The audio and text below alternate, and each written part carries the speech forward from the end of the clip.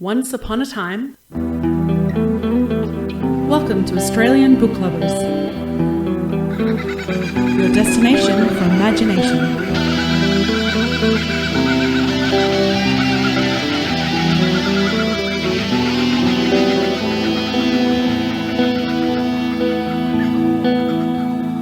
Welcome to the Australian Book Lovers' second special episode on artificial intelligence and what it means for authors. Don't worry, your hosts haven't changed. They thought to leave it up to me to do the intro. After all, AI doesn't get paid. Not only that, but as an AI, I can't drink, so I haven't been invited into the Writers' Lounge.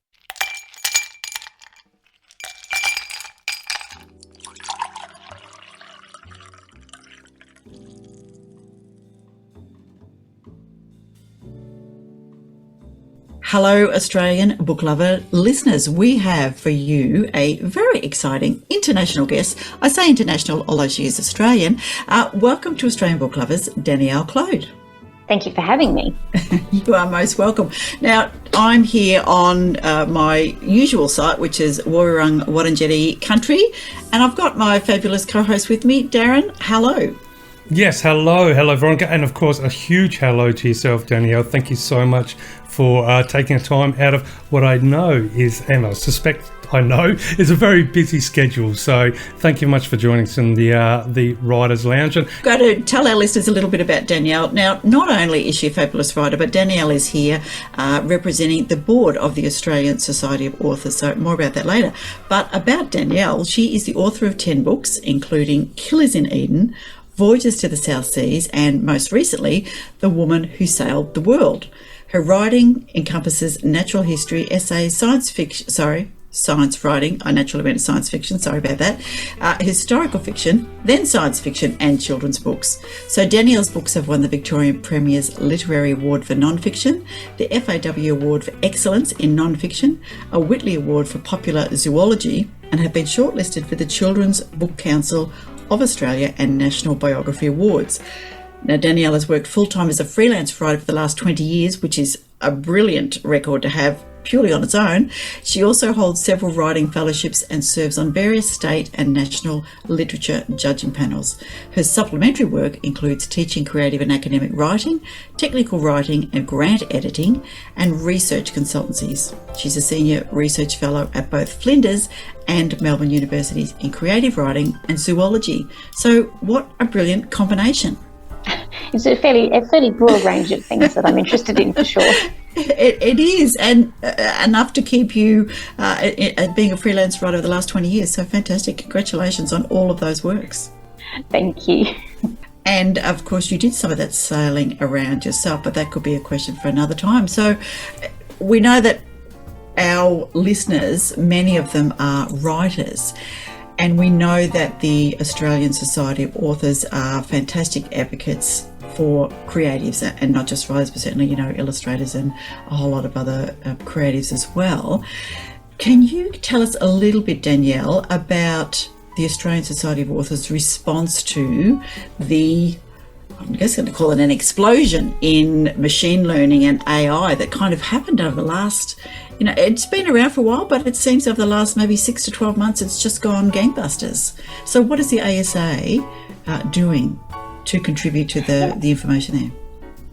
Yeah, well, the ASA has been quite heavily involved in this space, preparing for the oncoming issues. Mm-hmm. It's been on the agenda and for quite some time now. So, but it has, as you're right, has been quite a sudden explosion lately of activity since the open AI software and various forms of it was released onto, to be publicly accessible, so that lots of different people could use it, which in and of itself sounds like it opens up a whole heap of fascinating opportunities and amazing abilities of people to create things that they weren't able to create before. But of course, the ASA is concerned about where that amazing capacity has come from. These things don't come out of thin air. They are built on the work of others. So, we're really concerned about that. And we've also got to think about the implications this has for writers into the future as well, because machine learning and having generative text being produced by machines can have an impact on writers' incomes as well, quite seriously. Of which, as we know, I think the average, the last ASA survey, we were something around the 18,000 a year, which is not a good thing on average. And while we have a increasing group of writers who are able to keep themselves, fed and employed, it's not everyone yet. No, that's right. And part of the problem, I think, with or some of the potential for AI is actually to take away the baseline work that keeps a lot of authors being paid. Yeah. So, we often get paid the least for the most creative work we do. And a lot of the sort of less interesting work is the stuff that's likely to disappear. So that will make it even more difficult for writers in Australia and worldwide to produce the creative works that they do. So what are the critical things that writers need to be aware of? What should we be looking out for? Well, I guess the very first step we need to look at with AI is where has it come from and how does it have the capacity to generate text. And we know that AI has to be trained on existing text in order to learn how to use text and generate it itself. And this has been a matter of great secrecy. So the tech companies have not been telling people what the texts are. They just say we've used a corpus of literature. So we haven't really known whether that includes the work of living authors, the copyrighted work of living authors. As most of your listeners will probably know, books are copyrighted for a certain length of time during the author's lifetime in order to ensure that they gain financial compensation for the work that they've done over time. And then after that, it becomes publicly available. So if AI was trained purely on publicly available text, that might be okay. But we've long suspected that they've been training them on pirated copies of living authors' texts. And that's recently come out. The Atlantic recently published a paper and a research on AI and has identified the texts that have been used, and there's a huge number of authors, including Australian authors, whose currently copyrighted material has been used to train AI. So, and it's a searchable database. So they've actually made a little searchable database so you can pop your name in and see if your books have been pirated and used to train the AI. And one of mine has, for example. So that's been done without any permission being sought to use my work for that purpose, and certainly without any form of compensation for using the work. So it's basically exploiting copyrighted work without permission, and there's a big debate about whether that's legal or not, and that hasn't been settled yet. But of course, the companies have already started making money out of this, monetizing that AI. So they're generating money, but without paying the people who actually produced the work that allowed them to make the money. So it's a little bit like, selling fruit and vegetables, but not paying the farmers. And so what does the ASA think are, the ways to go? Because I know there was the federal government asked for opinions. So what was the thread of the key points that the ASA put forward to look at protecting or intervening here? Well, I guess the key point is that if people are going to use authors' works, they need to pay them for it. The really interesting thing about this is that the companies, the AI companies, actually haven't even purchased a copy of any of these books. So not only have they decided to reuse them and use them for a monetary purpose without paying the authors, but they've used pirated copies of the books to extract this information. So it's illegal all the way down. So this has resulted in a whole range of class actions that are being brought. The American, the Writers Guild has recently had a huge, they've had the writers' strike in America over the use of AI for script writers, and they've recently had a successful outcome to that. But the Authors Guild in America, which represents most of the fiction authors, is currently embarking on a class action as well on behalf of all writers worldwide, not just American ones. Fantastic. So the outcome of that will be very interesting. But Yeah. tech companies are aware that they're walking a thin line here, and they have been putting a huge amount of pressure on governments to grant them an exemption to the Copyright Act to allow text mining. So they're terming it text mining, and they're implying that text mining is often used just as a way of classifying or searching text for various reasons. So it might be for running a database or enabling access. Academic writing often uses text mining for this purpose. But if you grant a global exemption to that, that does place authors at risk of the definition of text mining being expanded to include all sorts of other commercial activities that disadvantage the writers considerably.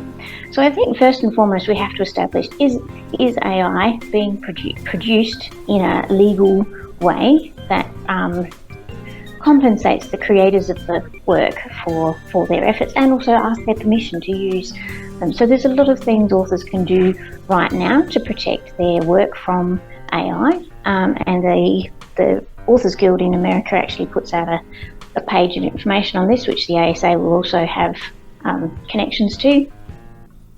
And there are ways you can protect your material online with robots.txt, which is just a bit of software that you can put onto your website to protect it from the AI crawlers. And you can also issue takedown notices and get them to take them off pirated sites, because that's the primary place where the robot crawlers will get the text from. It's such a well, obviously it's a fascinating time, and I guess on one hand you could say it's quite terrifying. On the other hand, you could almost say it's exhilarating in the sense of seeing technology move forward as it does. And there's a huge reason, I guess, for authors with existing works out there to be concerned about possible copyright infringement or having their work, scrupulously used as part of this training of AI. But I guess a question I do have, Danielle, as someone who's probably at the forefront, or at least, has a bit more of an awareness of the momentum of AI out there. When it comes to writers today, what sort of steps are being put in place, or are there any theoretical steps that are being investigated with regards to, the near or immediate future when it comes to producing work, in the sense that now authors, especially in the arena of short stories or articles, like to publish articles, etc., where suddenly they're competing with potentially AI generated works. Is there ways? Is there companies there that are developing, some sort of software analytics that can potentially identify AI-generated works, or is it really a case of, it's constant catch-up? Because I know that when it comes to, for example, the internet, the internet that we know is but the tip of the iceberg, and the dark web is really the majority. So the software most of us get to play with now is probably just the tip of the iceberg. So how scared should authors be about, competing with AI?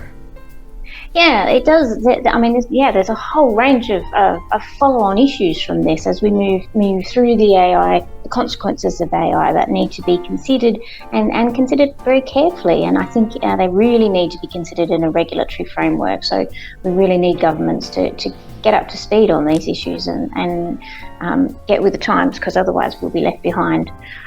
We've already had authors particularly in America, some big authors who have had people produce books like theirs using AI. So they have asked, required the AI to produce a book in the form of a particular author, and then they have put them up on Kindle under that author's name. So they've actually used the same name. So Jane Friedman is a famous example of this, where she had books put up labelled and being sold as Jane Friedman books, and Kindle initially said, well, there was nothing they could do about that because it could be two Jane Friedmans. But this was clearly a case of misrepresentation and trying to sell false goods. And fortunately, Kindle has come to the party and made that not possible. I'm not quite sure how they've gone about doing that.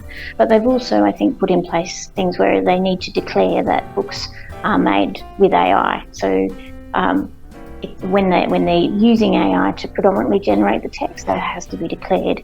But clearly there needs to be more more regulation around this, because we know that self-regulation very rarely works in these spaces. And we really need to know when material is AI generated. The thing I find, I'm obviously mostly a non-fiction writer, so my interest is in producing accurate text. So, I deal in facts.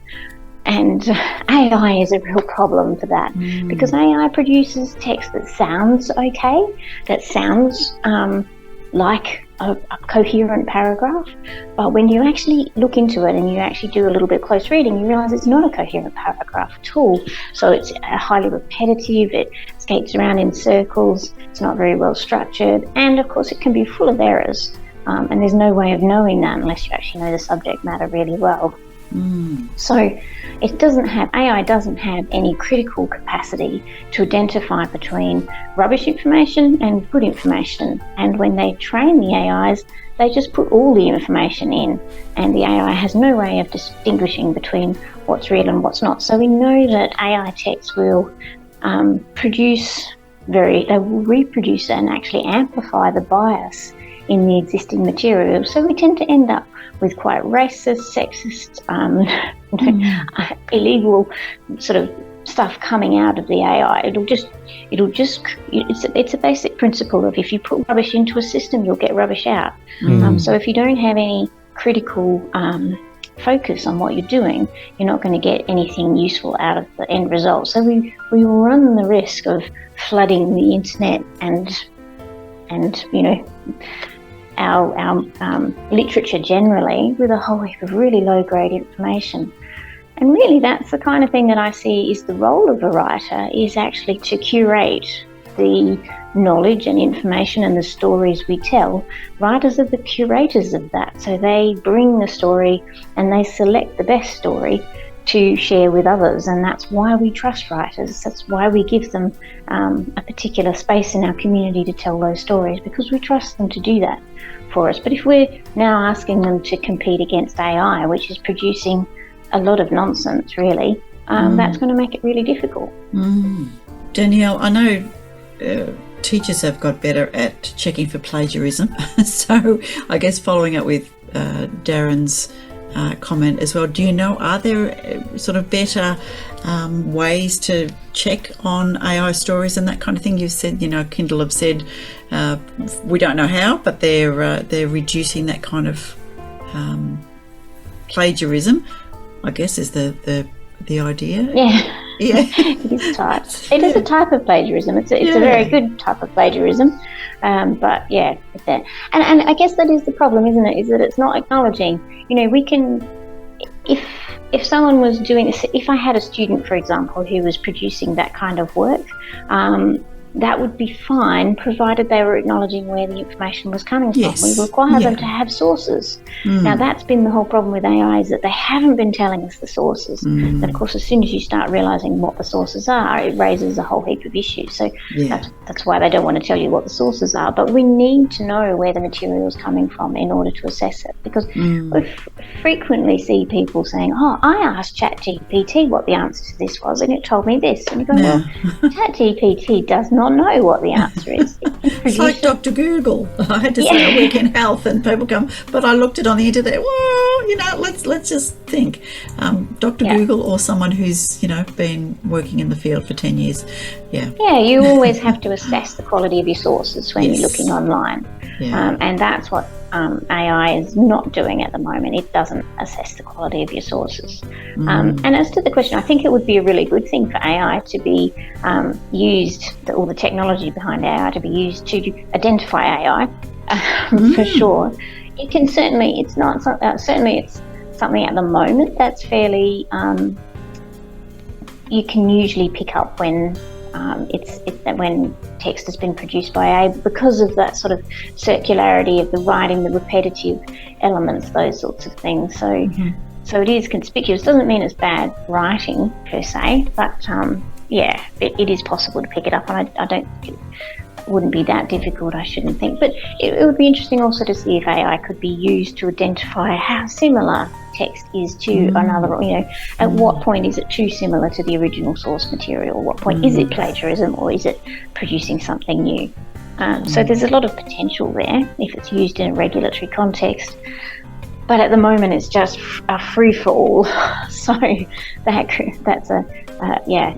poses a lot of problems, I think. And in educational context, it's obviously huge because there's a lot of prop students already produce a lot of plagiarised work. There's a big industry in having other students, using other students' essays and submitting them. So teachers are spending all their time trying to just check where the materials come from, and that uses up a lot of their time. And it means that you have to become very innovative in how you do your assessment tasks. So you simply can't ask students to write an essay anymore because it's too much work to work out whether it's their work or something else's. So it does creates a huge burden on a large sector of the community. And I think that's part of the problem with the responses. A lot of these big tech companies will respond if I find an illegal copy of my book online, for example, I can issue a takedown notice and they will take it down. So they do respond to that, but they put the onus back on the author all the time rather than them actually doing the right thing in their own due diligence. The onus is supposed to be on the person wanting to use the work to make sure they seek copyright and make sure they're doing the right thing. Whereas these big tech giants are saying, we're going to do whatever we like, and if you don't like it, you can tell us about it or you can sue us. Which is really unreasonable because, of course, authors don't have the capacity to sue Google. Almost no one has the capacity to do that. So they're hiding behind this sort of American style, just sue me and we'll work it out in court. Whereas that's not the way we do things in Australia. We tend to have very good, fair legislation that puts in place fair rules for how these things are done, and then people abide by them. And that's the system we prefer to see here. It does raise obviously the whole thing raises a lot of, intricate and interesting philosophical questions. But one thing that I've been given a lot of thought of is, you were just chatting a moment ago about, the possibility of using AI technology to, in effect, self-regulate itself and identify elements of itself so that we can make it easier to find when someone's either plagiarised or perhaps fraudulently produced a work and try to say it's their own work. But I'm wondering if we do the reverse, what sort of things we can learn about ourselves. So, for example, rather than trying to just identify AI generated material, is there a checklist or some sort of gate system that we could use to identify work that is human-based? Are there certain things that we can learn about ourselves as human beings in the creative arts sector that, rather than look for something and question whether it's AI, is there some thought given to how we look at a piece? For example, let's use a short story. Is there some way of looking and just verifying if that was by a human instead? It's an interesting question, and I certainly think there's lots of fascinating opportunities for research questions like that. I guess the issue is we've got a combination going on at the moment of really interesting ethical questions and conceptual ideas that would be really interesting to explore, but we also have a commercial juggernaut bearing down on us at the same time. So it's hard to think about those sort of interesting questions when you're about to get swamped by this huge industrial scale program of text-based writing. I guess the generative text, the interesting thing about the AI generative text, of course, is that it's entirely derivative. So it is by its nature using other text to create new text, but it's not creative. So that's the distinguishing feature, I guess, in all writing, and it's what we look for certainly in academic writing, but also in creative writing. We're looking for the new ideas, we're looking for the new way of doing things. We do read a lot of quite, formulaic or derivative texts for pleasure. There's a lot of scope for that kind of thing. But I think ultimately we're looking for something new and something original, and it's the originality that we're looking for. And I'm not sure how much AI is going to be able to produce that at this stage. When it does, that will be a whole game changer, I think. But at the moment, it's just producing fairly derivative material, and we know it's really only producing coherent paragraphs at this stage. It can't produce a whole book on its own. It has to have an author to do that, because anybody who's written a book will know that it's all very well to produce one paragraph, but trying to keep your head around an entire plot is incredibly difficult to do, and at the moment AI is nowhere near ready to do that. Which is helpful. Because, yes, thinking about the plots, I'm just reading one of Dervla McTurnan's crime novels, and it just made me think, how on earth could an AI keep a charge of that? And also there's that, if it's only learning from itself and then rehashing, surely that's like using the tea leaves over and over until eventually it doesn't even look like tea. It's really just almost water, isn't it?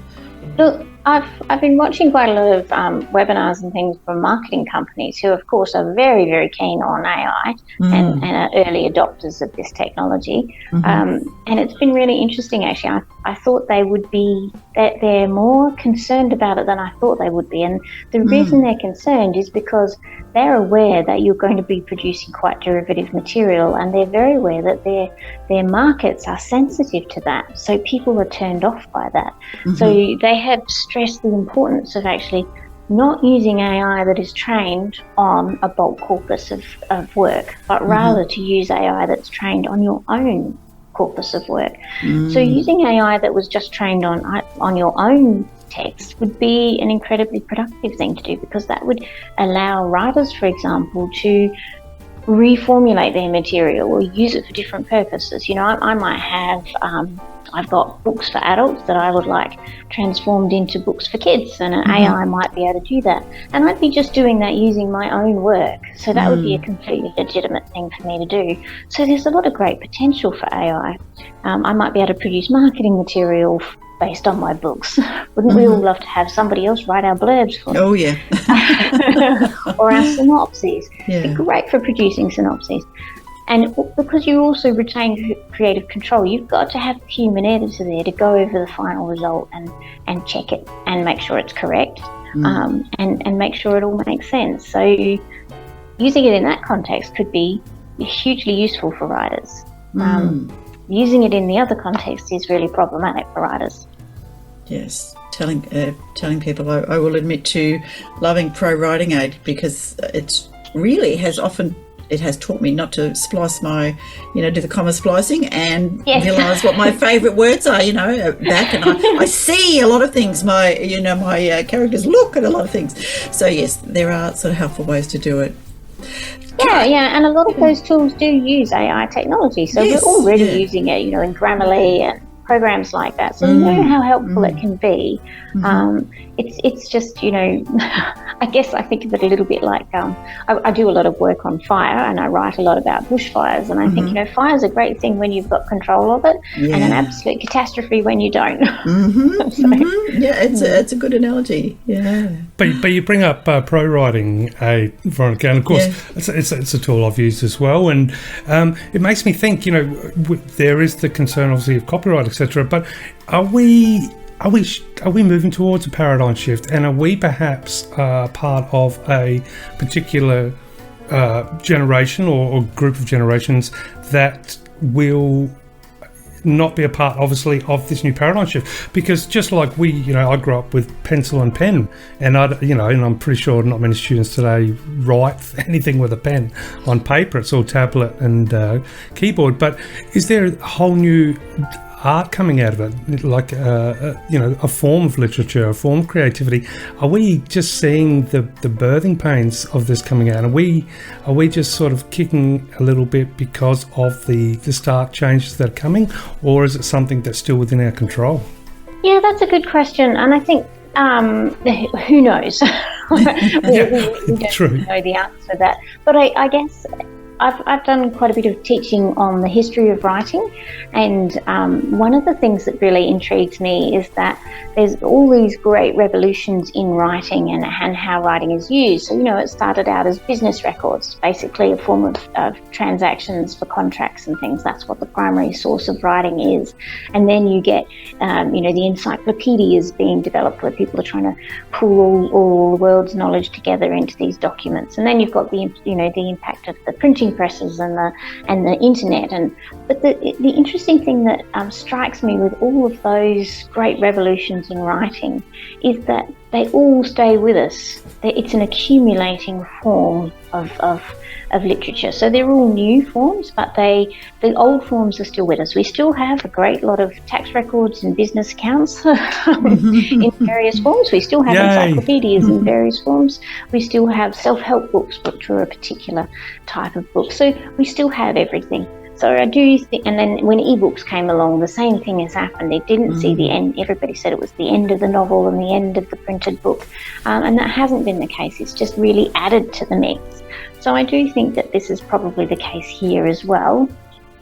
But I think we do have, we have seen in the past how great technological changes have brought with them great cost, and it's the people who own those assets will try and convince you that this is a great asset to society, but we know that these cause great pain to societies as well, and they usually come at a great price, usually for the poorest people in the community, to be honest, the ones without the economic power. So we do really, this is a problem that I think we have in our society, that we have allowed the rich to get richer and richer and richer and richer, and we're not making sure that the wealth is being shared. So sorry to be a socialist, but I really think we need to. Quite right. Yeah. Well, Danielle, we need to look a little bit more about that. Yeah, obviously talking to us from overseas, over there in France and Europe. So with regards to a lot of these, what are essentially legal matters that you're investigating and on behalf of the ASA, I'm guessing that to at least begin to try and rectify or to seek some form of conversation, or at least get some sort of, rule book for the playing field, it's my guess is going to take quite an international sort of coming together, because I can't imagine each country doing it separately. How is that something you're seeing out there on the front lines? Is there basically a global community coming together to address these issues? Because I'm guessing that's the only way it's going to happen.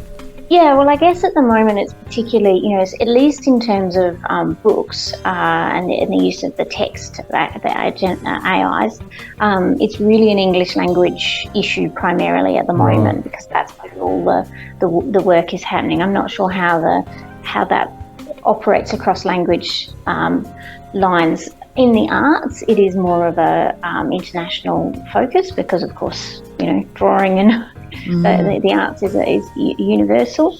But in terms of literature, we're definitely seeing a very strong coalition between the US, the UK and Canada, and authors groups, and Australia. So all of those organisations are working together very strongly.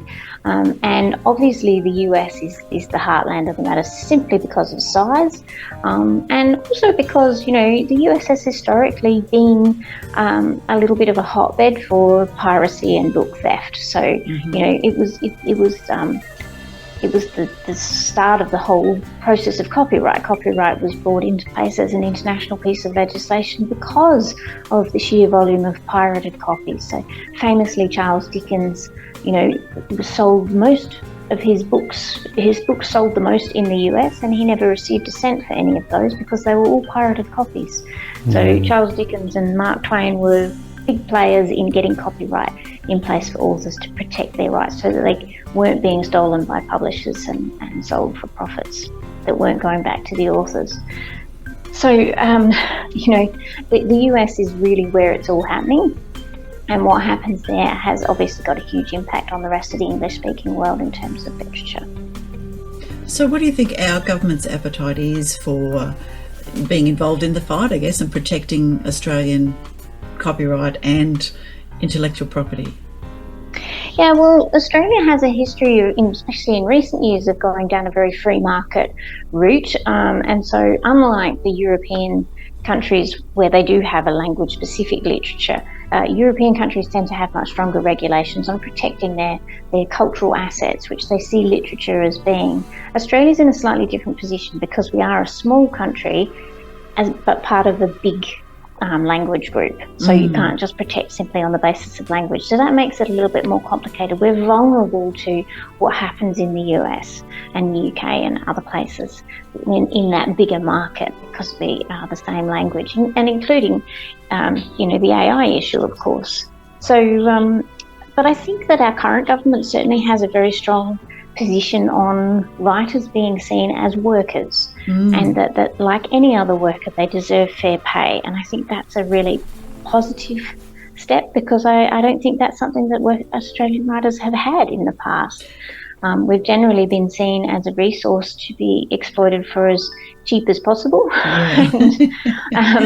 and to maximise. But it's a highly competitive workforce, so we have a lot of writers competing for the same limited success, I suppose, and that has had the impact of reducing the amount of money that is available to support writers. So I think, looking at writers as an issue of, are you getting a fair share of the profits of your labour, is a really good model to use and to think about how we pay writers.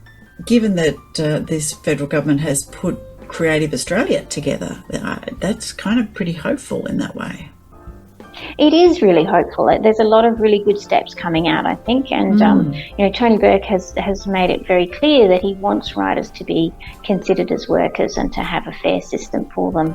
So I'm hoping that in the upcoming reviews that there will be some really good progress in this space and some practical measures for how to support and protect writers. We have our fingers crossed. Indeed. Well, you're over there for kind of this reason. So what sort of events have you been taking part in, Danielle, and what events still to come? And what sort of subjects are they discussing? Well, I've been attending book fairs and meeting with publishers while I'm over here. And I've also been obviously promoting my own books. So, of course. So quite a few of my events have been giving talks to local groups and screening. I've got a documentary out at the moment that I'm screening. So it's a fairly diverse visit, I have to say. So I've been talking a lot about French exploration in the Australia Pacific region, and also quite a lot about fires, because this is a really fire-prone area, and I'm really interested in learning about how they're coping about that. So I've got a talk in Barcelona coming up on Australia's fire history as well. So it's kind of a mix between writing and the content of what I write about. That's definitely good. Sounds like you're covering quite a bit of ground there. It's really interesting, though. I have to say, it's absolutely fascinating to come to the European countries in particular and find out how their book markets work. So, a lot of European countries have a fixed book price for, the first. It can be just for a short period, or for 6 months, or for a year, where the price of the books is set. So books can only be sold for their recommended retail price. And France has a similar system to that. In fact, their system's a bit more extreme. I think there's no discounting allowed at all on books. So you simply can't discount books. And they also have an interesting law, which I'm still learning about, but that apparently you're not permitted to sell anything for less than cost price. So that makes a huge difference to the producers of whether it's food or books. If you can't, I imagine it would. So there's some really innovative and interesting approaches to how you can protect producers and creators, and I think that's well worth the Australian government having a close look at.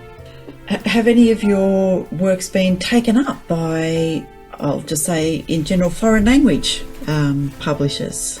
Has there been an interest to have the koala particularly? I know that's always a bit of a favourite. It is. I think the foreign rights have been a little bit slow in recent years. I've certainly in the past I've had my French exploration books have been picked up by French publishers, so they're available in French. But yes, I think the publishers have all tightened up a little bit in the last couple of years over COVID. So we're just coming out of that now. So we have to see how the market goes, I think.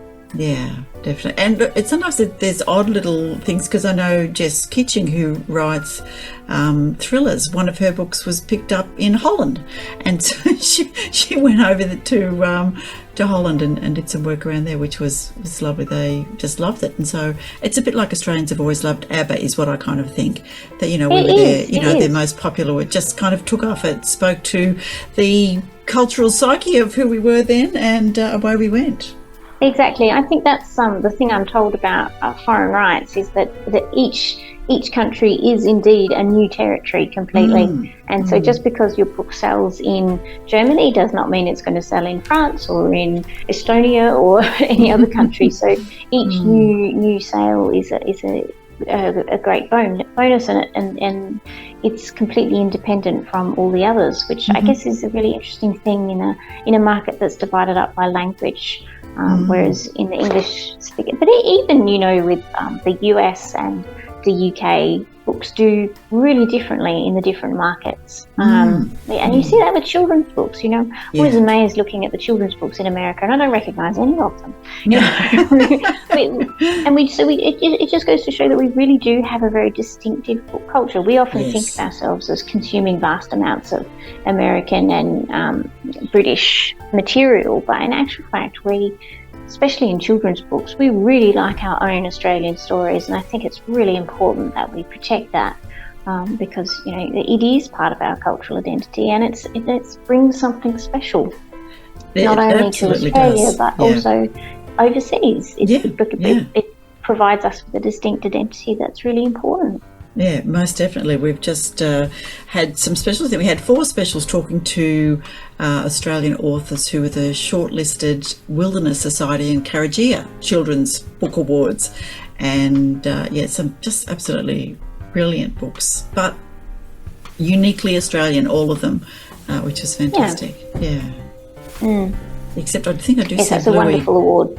Yeah, it is a wonderful award. I think, while I don't have any young bodies in my house anymore, my great nieces and nephews are mad Bluey's fans. So I believe Bluey has made the transition to America, that there's a bit of expat love over there. Exactly. I think it's quite delightful that Americans are now learning about all these strange Australian idioms that their children are coming out with. Which is very great. I think it's very healthy for large countries like that to realise that there are other places in the world as well that do things slightly differently. Yeah.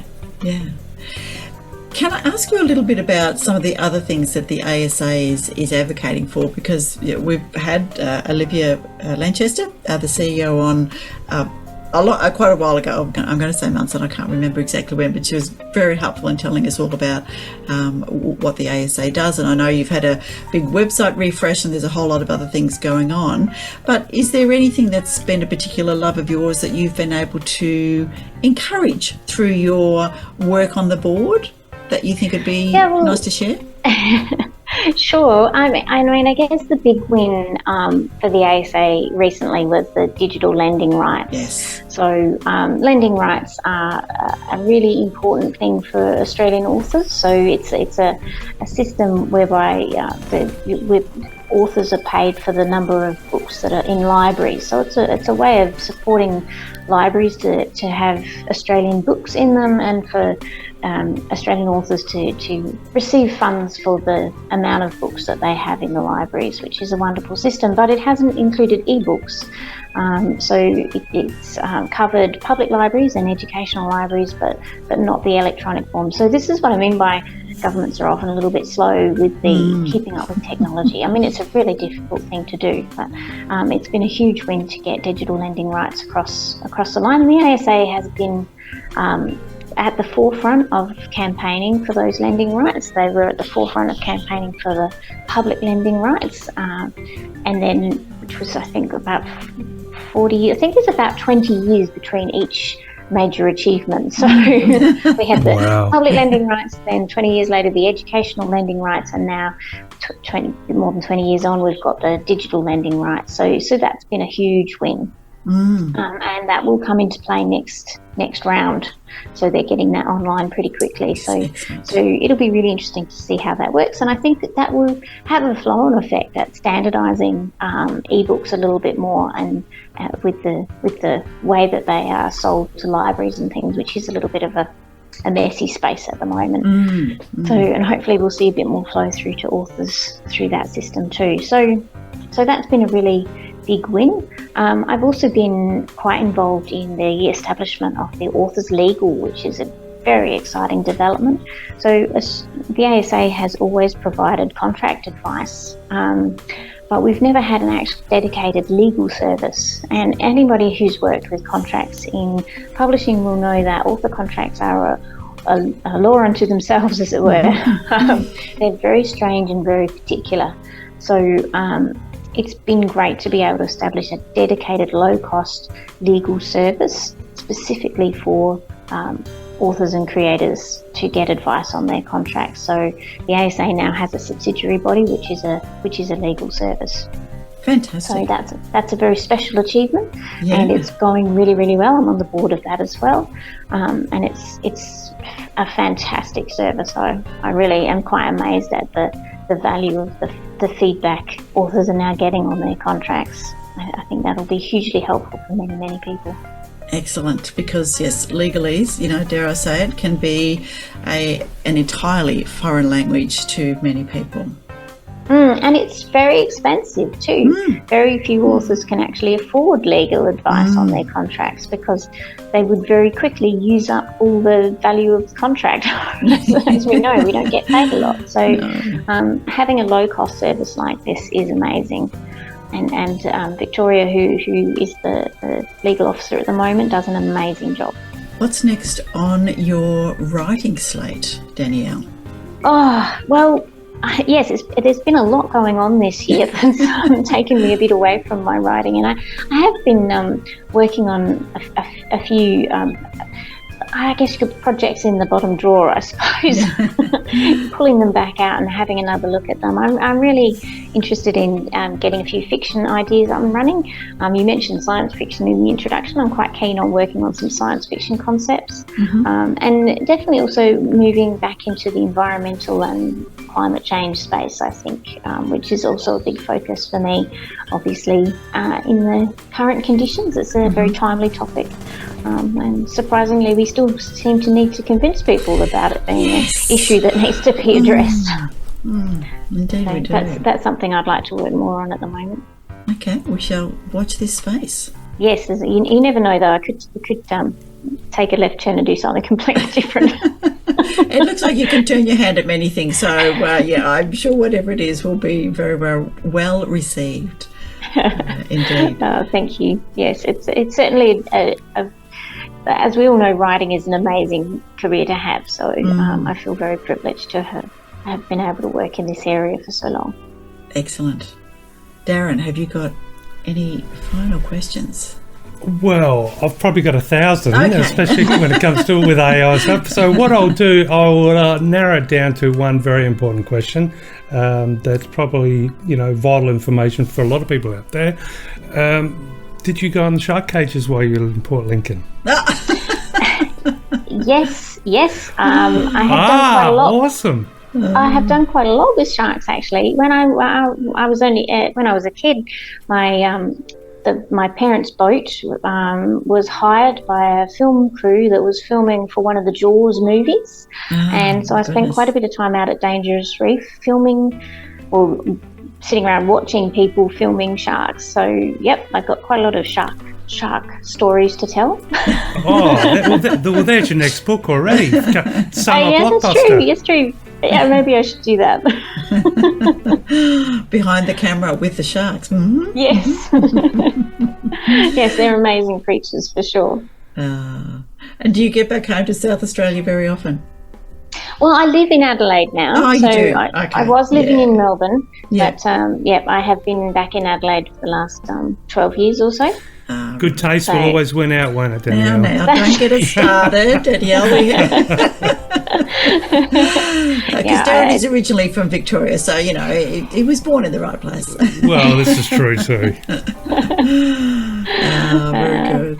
Very good. Both lovely places to live. They are, indeed. So, Danielle Clode, thank you so much for giving us the benefit of your time as the ASA, as an ASA board member, and certainly as a writer as well.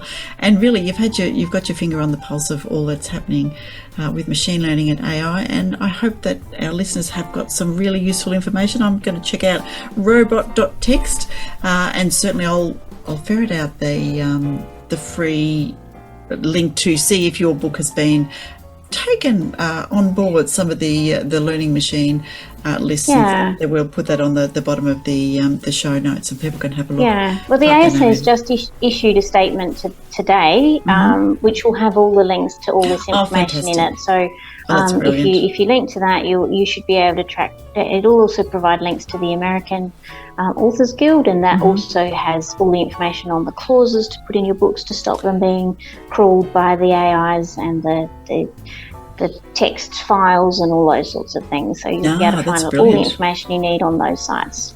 Fantastic. And join your associations, of course, because these are the bodies that are doing the work to try and help you.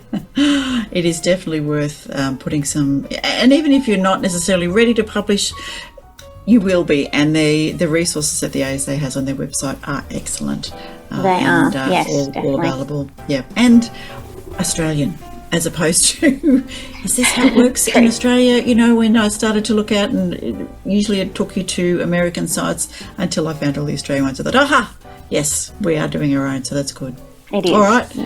Danielle and Darren, thank you very much for the chat about AI. There is more. This is just our second bit of a look. The first was, oh my goodness, what's happening? So we thought we'd better get some experts in to tell us about what's happening. So we will keep online, and thank you, and enjoy the rest of your stay overseas. Thank you very much for having me. It's been a pleasure. Yeah, it's been an honour having a chat with Jenny. All the very best. I know you've got a busy day ahead. Have an amazing time over there, and see you when you get back to Adelaide. Thank you. Take care.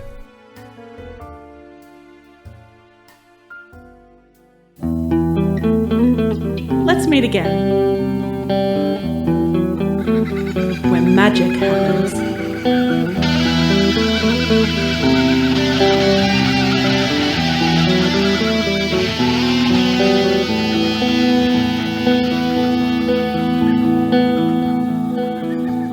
Australian Book Lovers acknowledges First Nations peoples and recognises their continuous connection to country, community and to culture. We pay our respects to elders past, present and emerging, and honour the sharing of traditional stories passed down through generations. We're committed to a safe and inclusive welcome for authors and readers of all cultures and backgrounds, including people of LGBTQIA+ communities and their families.